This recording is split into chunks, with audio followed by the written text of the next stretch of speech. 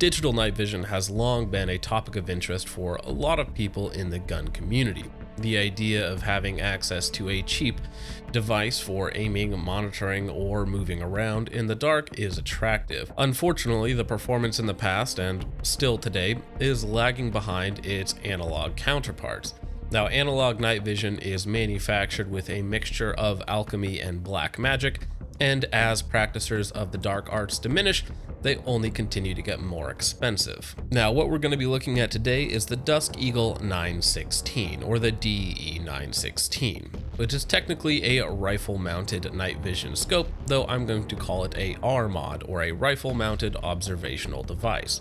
Now, full disclosure, they did reach out to me and send this unit to me free of charge. Now, I'm not keeping it. I've already sent it back to another reviewer to test out. This is a pre-production prototype, and I do mean pre-production prototype. It is certainly not in its final state, which is why it's going to look quite rough in the B-roll, and some of the features are just not quite there yet. However, what is there is the night vision performance, and we're going to get into a lot of that in this video. Now, something that I should mention up front is that I know absolutely nothing about analog night vision, and I have no analog night vision device to compare this against, so I will only be talking about the performance of this device in isolation. The DE916 is essentially a camera with the highest light sensitivity sensor that I have ever personally seen, with a Picatinny rail adapter bolted to it. Up front, we have our lens with an extremely large aperture and high light transmission with an adjustable focus.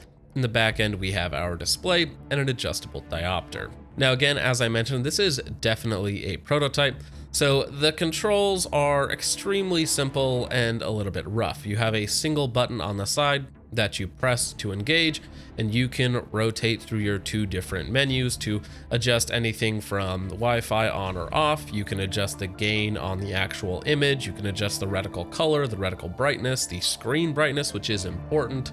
And it does everything that you need it to do, but it's just, again, extremely simple. Now, you can also adjust the zero of the reticle itself if you did actually want to use this in some sort of hunting or shooting application, and it would work quite well for that. The only thing that I actually shot with it was a 22, though it is rated for higher rifle calibers as well. Now, getting into the most important aspect of this optic is going to be the performance. Now, I need to note that all of the footage you are going to see is going to be without an IR illuminator and solely what you can get from the actual unit itself. Sometimes you will see a white light added, which is either going to be a TLR7 at distance to kind of give you a opposing light, and sometimes a rifle-mounted HRT AWLS. However, 99% of the footage is going to be the raw performance that you can get out of the device captured at 4K through a separate camera, not using the video outputs on the device itself. The DE916 is of course designed for nighttime shooting, but if you did want to use it in the daytime for zeroing or making sure that your settings are all set up properly, you can absolutely do that, so it's ready to go once night comes. In the first clip that I'm going to be showing, it is about an hour after the sun has set, so it's not quite fully dark. We have about 25% overcast and a half moon, and you can see the relative performance that we're getting. First up, we'll have me at 50 yards. I'm wearing very dark clothes, black and blue. I'm not invisible to the naked eye, but there is absolutely no detail on my body. However, with the use of the DE916, not only do you get a lot of detail, even though the focus isn't set properly, but you can tell what I'm holding in my hands, what I'm wearing, what I look like, so on and so forth. Now, at 100 yards, I am much closer to being invisible to the naked eye if I'm not moving around quite a bit. However, again, with the DE916, even without the aid of a IR illuminator, you get a ton of information on what I am, what I'm doing, what I'm holding, and you can even make out the shape of a gun in my hand, in this case Canik Meta MC9 with again a TLR7. Now when it comes to using the DE916 with or against a white light, it should be noted that it does have a very quick adjustment, probably around quarter to a half of a second. However, it does have trouble with very high dynamic ranges, meaning very, very dark situations with a very bright light. It's gonna pick one or the other. Now, if you're looking at something extremely bright like the moon, it's not going to be able to adjust far enough down to actually get any good detail on that. Stars, car headlights, rifle lights all appear very, very bright, and if pointed directly at you, can wash out a good chunk of the image. Now, at about an hour and a half after sunset, it is certainly getting very dark at this point. Looking at the hills around me and a bridge at about 400 yards. The bridge itself is 400 yards, obviously to the left and to the right is going to be shorter or farther. You can tell that not only is there a good amount of detail, but the image still looks very, very clean.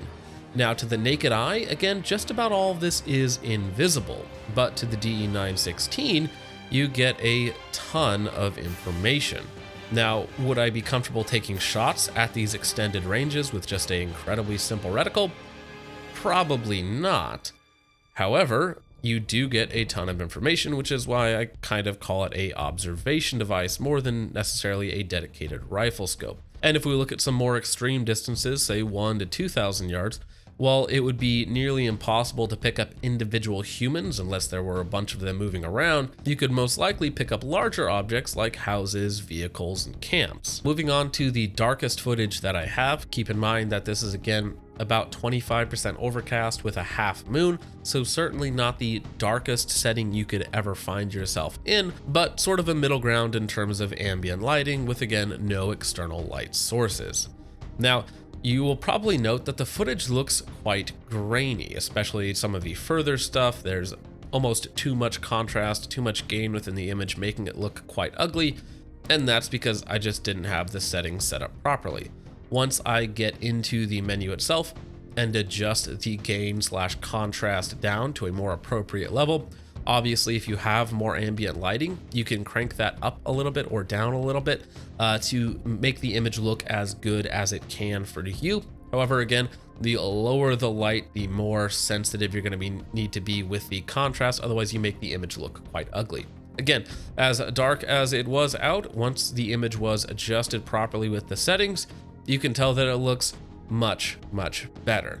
Now, keep in mind again that this is not a worst case scenario, not necessarily a best case scenario either, but the image does look very high quality, and in these conditions, picking up individual humans inside of about 400 yards is very easy, and again, out to extended ranges, you could pick up much larger targets as well. So the performance is what I would consider to be extremely good, the best I've ever seen out of a digital night vision, though again, I've only probably looked through 3 or 4 at this point. The performance is great, though still not comparable to analog night vision. There are some trade-offs as well. The battery life is rated at about 14 hours in ideal scenarios. Realistically, if you're running a higher brightness or, messing with some of the settings, you're probably going to be getting somewhere between 7 and 10 hours, as that's what I got out of my 18650. And this being a very prototype unit, I think the body, mount, controls, reticles, and all of that sort of stuff could be adjusted for the end product. And talking about the final product, this is going to be quite expensive. The last number that I heard was around $3,000 for the mono and the color version, which they are eventually coming out with a color version as well, and that is pretty expensive. Now, the performance is great for a digital night vision device. The latency is very low for digital night vision. The refresh rate on the screen is very high for digital night vision, and overall, again, the performance is quite good.